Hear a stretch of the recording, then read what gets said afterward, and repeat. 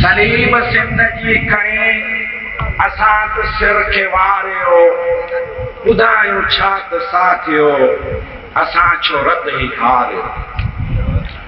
सलीब सिंध जी खणी असां त सिर खे वारियो, ॿुधायूं छा त साथियो, असां छो रत ई हारियो।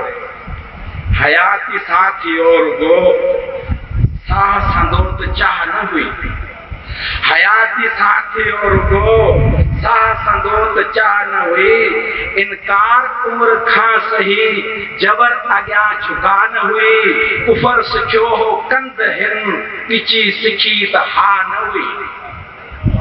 दहशत गर्दनि जे अॻियां, कुर्दनि जे अॻियां के सरदार जे अॻियां, वॾेरे जे अॻियां नवाज़ आखी।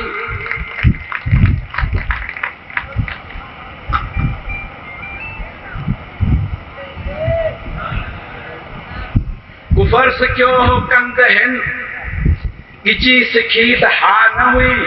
छा कजे इहा ई हुई, छा कजे इहा ई हुई। वतन जी ॿी राह न हुई।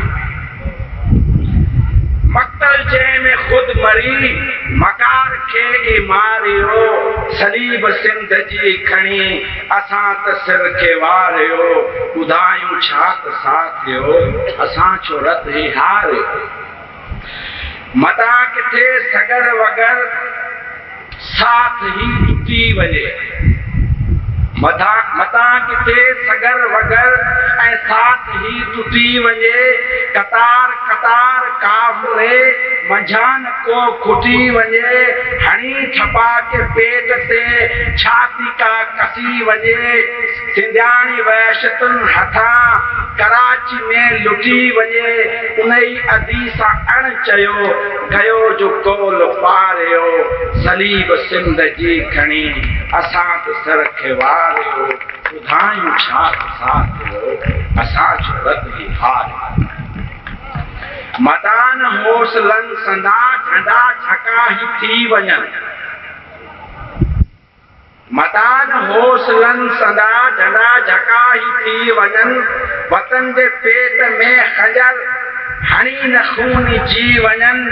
पंहिंजे देश में नसुल अजनबी न थी वञनि। ऐं पुछनि हू घर जो पतो, पुछे जी को धारियो। सलीब सिंध जी खणी असां त सर खे वारियो, ॿुधायो छा त साथियो, असां छो रत ई हारियो। मता किथे न देश ते ओनार को कुतो करे। नवाज़ छाजे लाइ वरितायो, छो शही खे इन करे। मता किथे न देश ते ओनार को कुतो करे। चुनी ऐं चोटी ते वधी को लूसी हथ उभो करे। मता किथे न देश ते ओनार को कुतो करे। चुनी ऐं चोटी ते वधी को लूसी हथ उभो करे। मुअंदड़े में अख विझी को दावा बेपितो करे। वधो वधो ऐं साथियो तो कहर फिटो करे। असां त खून जोड़ियो अवां जी राह पारियो। असां त खून जोड़ियो अवां जी राह में पारियो।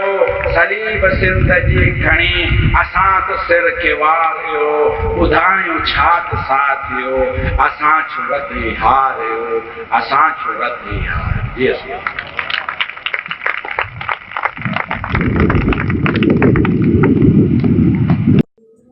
तहरीक मीडिया जे हर ईंदड़ वीडियो ॾिसण जे लाइ ॻाढ़े रंग जे सब्सक्राइब जे बटन खे दॿायो ऐं उन जे भरिसां घंटीअ जे बटन खे ज़रूरु दॿायो। इन सां असांजूं नयूं वीडियोस सभ खां पहिरीं तव्हांखे ॾिसण लाइ मिली सघंदियूं। वीडियोस पसंदि अचनि त लाइक कयो, शेयर कयो ऐं कमेंट कयो।